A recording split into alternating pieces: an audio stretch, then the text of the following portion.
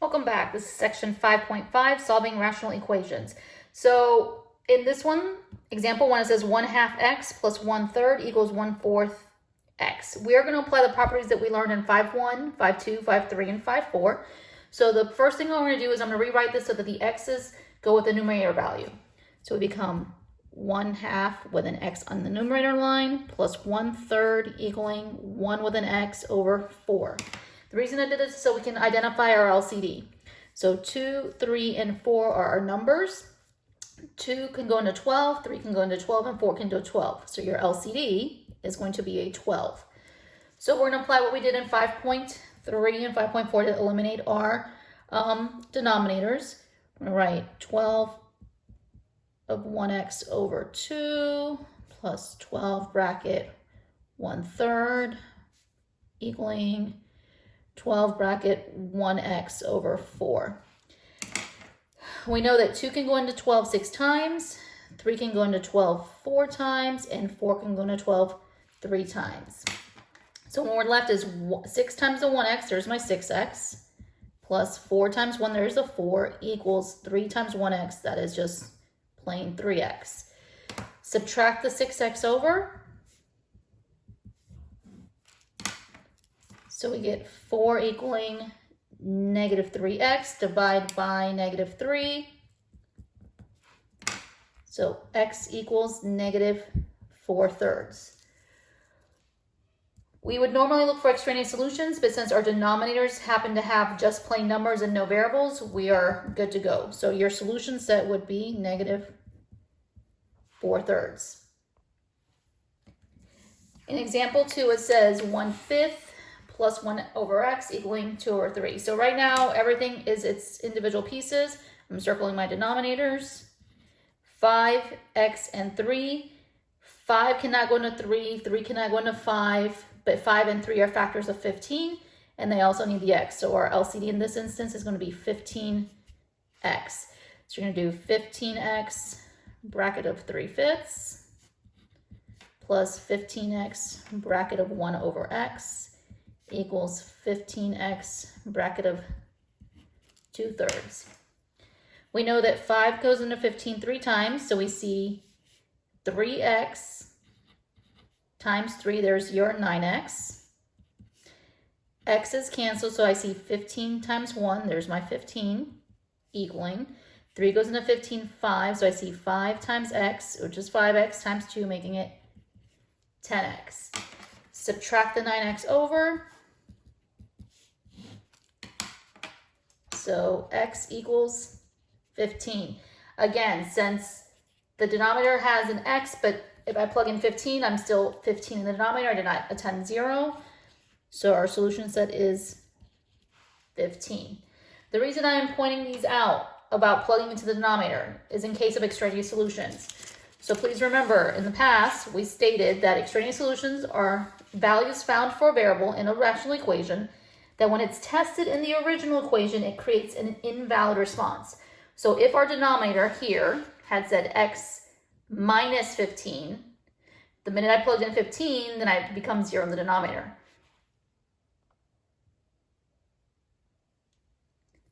So before we start this problem, it says 3 minus 6w over w plus 1 equals 6 over w plus 1. Since this is a whole number and we have fractions here, we're going to make this an improper fraction. I'm looking at my denominators right now. It says 1, the combo w plus 1, and another combo w plus 1. Before I attempt this problem to solve it, I'm going to determine what would my extraneous solution would be. If I were to solve the denominator equal to 0, set this equal to 0, I get w equaling negative 1. So our extraneous solution would be w equaling negative 1. So we want to know that if this is what it's going to result when we solve this.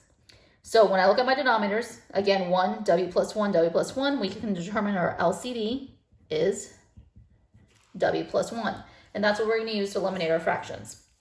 So we're going to put w plus 1 bracket 3 over 1 minus w plus 1 bracket 6w over w plus 1 equaling w plus 1 bracket 6 over w plus 1. Cancel out your like terms. Well, in the first one, nothing cancels out, so we end up with 3 times w plus 1 minus sign.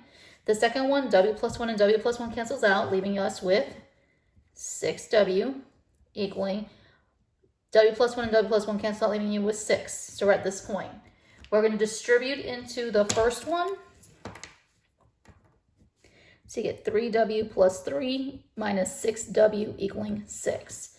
Combine your like terms, so we notice that 3w minus 6w is negative 3w plus 3 equaling 6. Subtract the 3 over. Negative 3w equaling 3. Divide by negative 3. W equaling negative 1. We determined at the beginning that our extraneous solution would have been a negative 1, but we would not know until we solved our math. In this instance, we have an answer of w equaling negative 1, so this is the extraneous solution, so we have no solution. This is an empty set. So for intents and purposes, any math assignment or testing software, you can do the empty set builder notation, or the empty set symbol, or the word empty set, or no solution. Any of these 4 would be conducive for it. Example 4, it says 36 over p squared minus 9 equals 2p over p plus 3 over 1. First thing, improper fraction, and we're circling our denominators. So p squared minus 9 is actually difference of squares, which breaks down to p plus 3, p minus 3. We said our other denominator is p plus 3. So since part of our p squared minus 9 is here, we can determine that our LCD is both of them, p plus 3, p minus 3, which is also p squared minus 9. I'm going to use that to eliminate our fractions. So p plus 3, p minus 3, bracket 36 over p squared minus 9, equaling p plus 3, bracket 2p over p plus 3, minus, I'm going to use p squared minus 9 because I'm multiplying it by 1. The reason I use the whole expanded form is because we're multiplying by just a plain number value. Right here, we know that p squared minus 9 and our entire thing cancels out, leaving you with 36 equals our p plus 3 cancels out, which we still had our p minus 3 left over. So we have 2p times p minus 3 minus, remember there's a 1, so I'm going to put the 1 here and then p squared minus 9 after it. The reason I did the 1 first is because of that minus sign. When we distribute, you're distributing in that negative. So we get 36 equals 2p squared minus 6p minus p squared plus 9.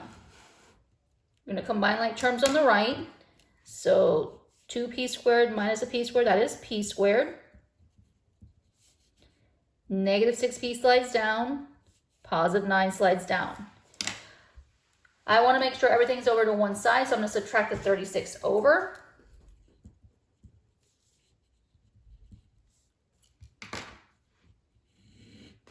To get 0 equals p squared minus 6p minus 27.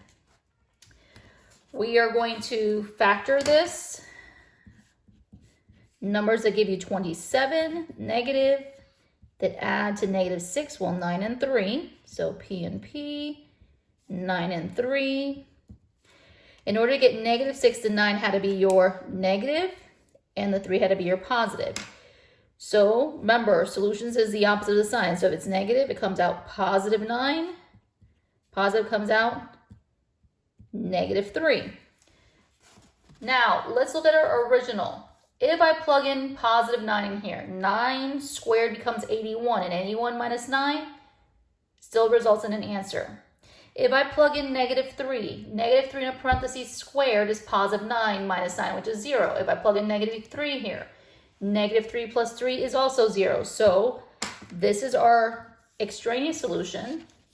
This is our only solution. So our solution set for this is just a plain 9. Previous lessons, we talked about literal equations. So in this one, example 5, it says solve for the indicated variable, which means we have a literal equation and they want us to rearrange it. So this one says big V equals little m little v divided by little m plus big M. And they want us to rearrange the original to solve for m, little m. They want it to say little m equals. So first thing we're going to do is set this up as an improper fraction. I'm looking at my denominators and determine that my LCD is little m plus big M. So we're going to do little m plus big M, bracket V over 1 equals little m plus big M, bracket little m little v over little m plus big M. In doing so, the first one, we don't have anything cancels out. So I'm going to say big V times little m plus big M. The second side, the m plus big M cancels out, leaving me with little m little v. Remember, we're trying to isolate little m. I cannot just immediately divide both sides by v and say little m equals what's left over. The reason being is there's still an m on this side. So in order to first get our terms together, you need to distribute. So I have little m big V plus little m little big V little m big M equaling little m little v. So we distribute the big V in, so we have little m big V with big M. Remember, we're solving for the little m, so we need to get our m's together. So I'm subtracting the little m big V to the other side. I want them together. So we have big V, big M equals little m little v minus little m big V. Remember, the rule is we're trying to get to the little m. So because these two share a common factor, we are factoring out little m.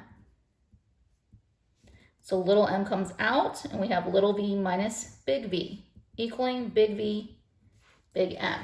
Since I want little m by itself, I'm dividing by the little v, big V to both sides. So we are left with little m by itself equaling big V, big M over little v minus big V.